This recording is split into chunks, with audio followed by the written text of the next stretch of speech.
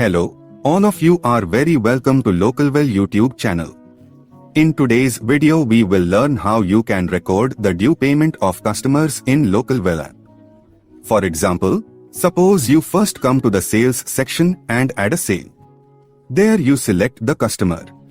After that, you add whatever products the customer wants. After adding the product, you save it by pressing Alt-S.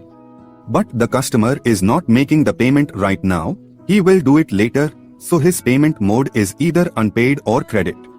Select the due date of payment. And after that press F2 and continue.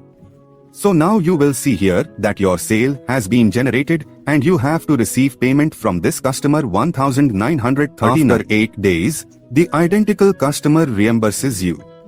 What's the procedure for recording this? Begin by identifying the customer, followed by inputting their payment details.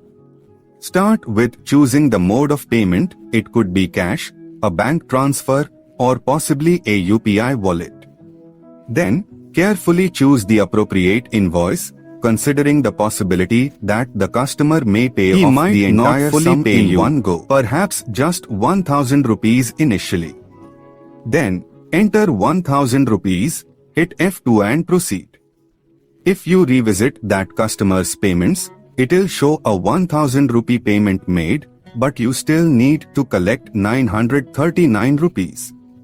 Similarly, for the next payment, add it, choose the payment method, pick the invoice and input the amount. Press F2 to continue and then save. Then you will see that the payment of that customer has been cleared. So now if you go to the invoice for which you have made the payment, here you also get the option of view payments. So here you can see how many times the customer has paid you, how much he has paid and what was the payment mode. So in this way you can easily record the due payment of the customer. For more Localwell info, subscribe on YouTube. Like this video. Leave feedback below. Need extra help? WhatsApp us. Thanks.